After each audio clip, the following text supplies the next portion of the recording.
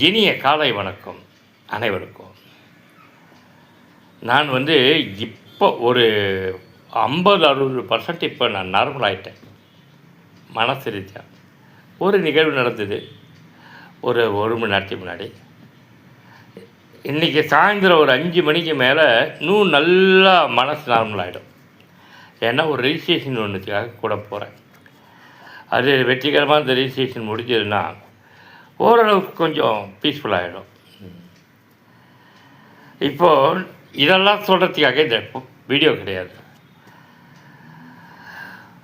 நாம் துன்பப்படுவதற்கு மாபெரும் காரணம் என்னென்னா, ரொம்ப ஆசைகள், ஏக்கங்கள், நிறைவேறாமா வராதா, நடக்குமா நடக்காதான்னு அனலைஸ் தான் பண்ணுறதில்லை.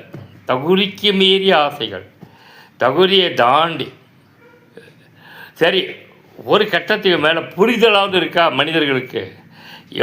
காலம் கடந்து போச்சுடா, அந்த ஏஜ் பார்லாம் தாண்டியாச்சு, இனி உனக்கு நடக்கணும்னா அற்புதம் நடந்தால் கூட நடக்காதுடா அப்படின்லாம் இருக்குது. ஆனால் நம்மளுடைய அறிவும் சிற்றறிவும் பேரறிவும் நுண்ணறிவும் தான் சொல்லுதேட்டே.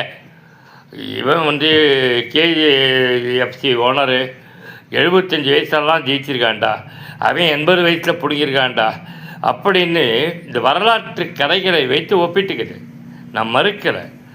எல்லாருமே கேஎஃப்சி ஓனர் மாதிரி 75 வயசுலேயும் 70 வயசு வாக்கியம் வராது. எல்லாருக்கும் 1-2 அதிசயங்கள் நடக்கும், அற்புதங்கள் நடக்கும். மற்றபடி மற்ற என்னை போல் 62 வயது சீனியர் சிட்டிசன் சினிமாவில் பயணிக்கிறவங்க அவங்கெல்லாம் யதார்த்தத்தை புரிஞ்சிக்கணும். இனிமேலாம் நடக்கிறது பெரிய அதிசயம்தான். வாழ்க்கையில் பிரளயமும் பெரிய பிரளய அதிசயம் நடந்தால் தான் வாழ்க்கை மாறும் இனிமேலாம். அதனால் ஆசை விட ஆனந்த பெருகும் தொட்டு ஒரு பொன்மொழி இருக்குது. அதுபோல் சுத்தமாக ஆசையை குறைச்சிக்கிட்டு இனி வரும் நாட்களில், இன்றைக்கி சாயந்தரம் முடியுது இல்லை, நாளையிலேருந்து எனக்கு அடுத்தவங்களுக்கு நாளையிலேருந்து சொல்கிறதே தான். நான் இப்போலேருந்தே சொல்லிடுறேன், எல்லோரும் தயாராகிக்குங்க. கொஞ்சோண்டு ரவை உப்புமாவா, இதுதான் இறைவன் தரானா சாப்பிடுங்க. பழைய கஞ்சியா தரானா சாப்பிடுங்க. கிழிஞ்ச சட்டையை விட கொஞ்சோண்டு சட்டை இன்னும் கிழியாமல் இருக்கா, சந்தோஷப்படுங்க. எதெல்லாம் கொடுக்கப்பட்டதோ கொடுக்கப்பட்டவைகளுக்கு நன்றி சொல்லுங்கள். நான் அப்படி தான் கிடக்கிறேன்.